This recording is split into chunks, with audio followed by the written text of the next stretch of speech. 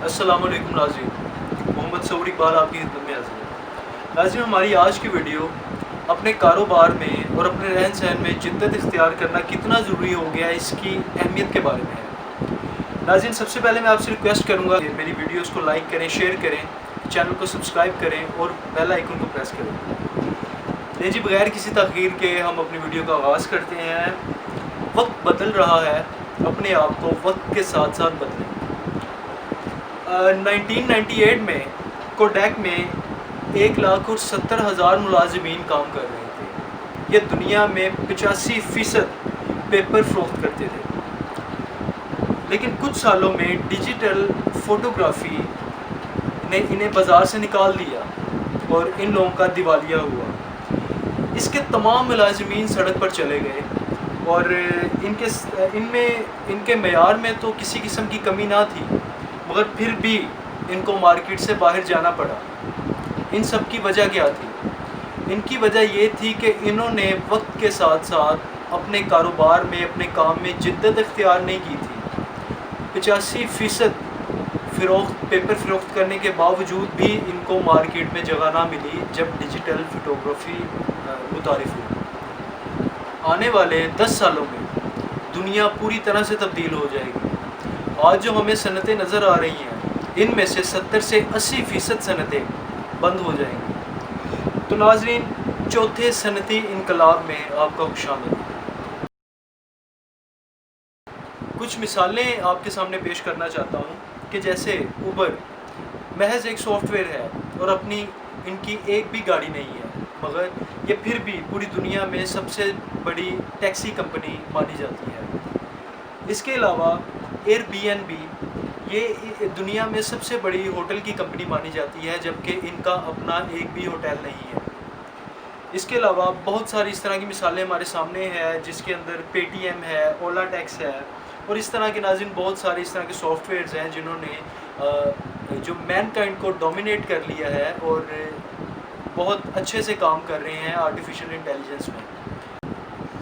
अब अमेरिका में नौजवान वकला के लिए कोई काम बाकी नहीं है, क्योंकि IBM वाटसन एक सॉफ्टवेयर है जिसने कि उनको बेरोज़गार कर दिया है। अब IBM वाटसन कौन सा सॉफ्टवेयर है और ये क्या काम करता है? तो नाज़रीन, ये सॉफ्टवेयर एक लम्हे में आपको बेहतरीन कानूनी मशवरे दे देता है, जो कि जिन कानूनी मशवरों के लिए आपको वकला का रुजू करना पड़ता था किसी को। तो इस तरह से आइंदा आने वाले 10 सालों में आपको तकरीबन 90% अमरीकी वकला आपको बेरोज़गार होते हुए नज़र आएंगे और इसी के साथ साथ जो 10% बचेंगे वो सुपर माहिर वकला होंगे जिनका मार्केट में बहुत ज़्यादा नाम है। तो इस तरह से बेरोज़गारी देखने में ज़रूर मिलेगी आर्टिफिशियल इंटेलिजेंस के आ जाने के बाद। तो नाज़रीन, वाटसन नामी एक सॉफ्टवेयर इंसानों के मुकाबले में कैंसर की तशख़ीस 4 गुना ज़्यादा दुरुस्त तरीके से अंजाम दे सकता है। इसके अलावा 2030 तक कंप्यूटर इंसानों से ज़्यादा ज़हीन होंगे। कोट एंड चिप एक और सॉफ्टवेयर है जो कि नामियाती और कुदरती खुराक के हसूल का सबसे बड़ा ज़रिया होगा, जो दुनिया के बेहतरीन हलाल जानवरों की ऑनलाइन फार्मिंग और ऑनलाइन डिलीवरी के ज़रिए घर घर जाकर पहुँचाएगा और सबसे मजबूत नेटवर्क मुहैया करेगा। इसके अलावा नाज़रीन, अगले 10 सालों में 90% कारें पूरी दुनिया की सड़कों से गायब हो जाएंगी और जो हमें 10% कारें नज़र आएंगी वो या तो इलेक्ट्रिक कारें होंगी या फिर हाइब्रिड कारें होंगी। इनके अलावा मैं आपको मिसाल देता चलूँ, जैसे कि इस वक्त कोविड-19 का पेंडेमिक पूरी दुनिया में देखने में आ रहा है। इसकी वजह से लॉकडाउन है, सोशल डिस्टेंसिंग जो है वो उसको प्रिवेल किया जा रहा है। इस सूरत में हमें एक जो नई चीज़ देखने में आई है आर्टिफिशियल इंटेलिजेंस की, जो एक और बहुत बड़ी कामयाबी है, वो ये कि आपको ऑनलाइन डॉक्टर्स तक रसाई हासिल हो गई है। अब आपको अपनी जो बीमारी की तशख़ीस या मुशावरत या उसका मेडिकल क्योरमेंट के लिए आपको डॉक्टर के पास जाने की ज़रूरत नहीं है। अब आप अपने मोबाइल की एप्लीकेशंस को यूज़ करते हुए आप अपने डॉक्टर्स को रुजू कर सकते हैं घर बैठे हुए। तो इस तरह से हर चीज़ जो है वो आर्टिफिशियल इंटेलिजेंस के अंडर आ रही है। आर्टिफिशियल इंटेलिजेंस आने वाले वक्तों में مین کائنڈ کو یا مین فورس کو کس طرح سے انمپلائڈ کرے گی، یہ بہت ہی چیزیں اوبویس ہیں اور ہم ان کو وٹنس کر سکتے ہیں ابھی سے۔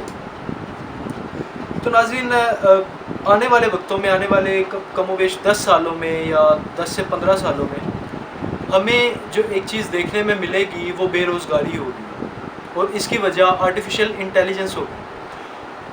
ایک اور مثال میں اسی اپنی ویڈیو کی اور انہی ڈسکشن کے چلتے آپ کو میں ایک اور مثال دینا چاہوں گا ناظرین۔ جیسے کہ ہم اگر آج سے کوئی 20 سال پیچھے چلے جائیں تو ہمیں پتہ چلتا ہے، ہمیں یاد آتا ہے کہ 20 سال پہلے کوئی ایسی جگہ، کوئی ایسا خطہ، کوئی ایسا علاقہ نہیں ہمیں ملتا تھا جہاں پہ پی سی او موجود نہ ہو۔ پی سی او مطلب ایک لینڈ لائن تھی جو علاقوں میں، ایک دکانوں میں آپ کو ملتی تھی، کیونکہ تب موبائل فونز جو تھے اتنے ڈومیننٹ نہیں تھے۔ لیکن اس کے بعد جب موبائل فونز آئے اور نئی ٹیکنالوجی نے پرانی کو ہٹایا، تو اس کے بعد پی سی اوز اب ہمیں نظر نہیں آتے۔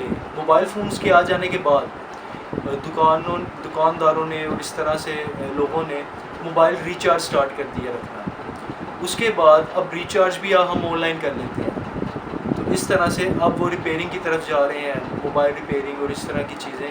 تو ہمیشہ جب ایک نئی ٹیکنالوجی آتی ہے تو پرانی کو وینش کر دیتی ہے۔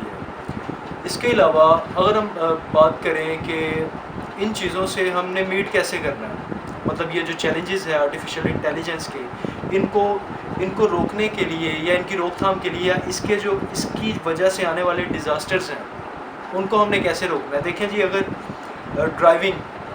ڈرائیونگ سٹارٹ ہو جائے ڈرائیور کے بغیر، اگر ڈرائیور لیس گاڑیاں شروع ہو جائیں چلنی سڑکوں پہ، جو کہ ہمیں آئندہ 10 سے 15 سالوں میں دیکھنے میں ملیں گی، اس میں کوئی شک نہیں ہے کہ 99% جو حادثات ہیں وہ رک جائیں گے۔ لیکن یہ ہے کہ جو ڈرائیور کو روزگار مل رہا ہے انسان کو، وہ روزگار اس سے چھین لیا جائے گا۔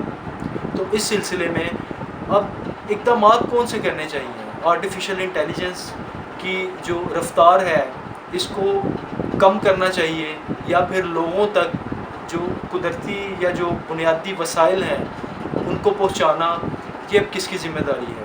تو ناظرین، ان تمام چیلنجز کو میٹ کرنے کے لیے اور ان کو روکنے کے لیے اب یہ ذمہ داری 2 طرح کے لوگوں پہ عائد ہوتی ہے۔ ایک تو وہ جو کہ آرٹیفیشل انٹیلیجنس میں تیز رفتاری دکھا رہے ہیں، ان کو چاہیے کہ بے روزگاری یا ان امپلائمنٹ کو روکنے کے لیے کچھ اس طرح کے اقدامات کیے جائیں کہ اس کی رفتار کو اتنا نہ بڑھایا جائے کہ جس سے زیادہ بے روزگاری کا خطرہ ہمارے سامنے آئے۔ اس کی وجہ سے دوسری طرف ایک اور ٹرم یوز کی جاتی ہے جس کو ہم کہتے ہیں UBI، یونیورسل بیسڈ انکم۔ دیکھیں جی، انسان کو اپنی ضروریات پوری کرنے کے لیے انکم کی ضرورت ہے۔ اگر UBI، universal based income fix کر دی جائے حکومتوں کی طرف سے، حکمرانوں کی طرف سے، اتھارٹی کی طرف سے لوگوں کے لیے، تو جو ایک امپلائمنٹ کی جنگ ہے لوگوں کے درمیان، اور جو امپلائمنٹ نہ ملنے کی وجہ سے جو ڈپریشن ہے، جو نقصان ہے، ان کو ہم کیور کر سکتے ہیں۔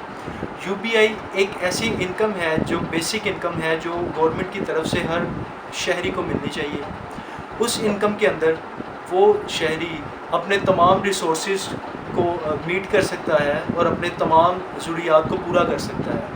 اب UBI سے ہمیں مدد کیا ملے گی؟ UBI سے مدد یہ ملے گی کہ ہم آرٹیفیشل انٹیلیجنس کو اپنی مرضی سے جتنا مرضی تیز رفتاری سے بڑھانا چاہیں ہم اس کو بڑھا سکیں گے، اور دوسری طرف ہم ٹیکنالوجی سے فائدہ اٹھا سکیں گے۔ اور تیسری بات یہ کہ لوگوں کے اندر جو ایک خوف ہے بے روزگاری کا، ہم اس کو ختم کر دیں گے، اور جو ایک بمبار ہمارے پاس آ جاتی ہے امپلائمنٹ کے لیے ڈگری ہولڈرز کی، یا جو بھی اس طرح کے ہمارے پاس چیلنجز میٹ کرتے ہیں کہ ڈگری ہے لیکن نوکری نہیں ہے، تو اس طرح کے جو چیلنجز ہیں وہ بھی بہت کم ہو جائیں گے اگر ہم UBI کو امپوز کر دیں ہر ملک میں، ہر سٹیزن کے لیے۔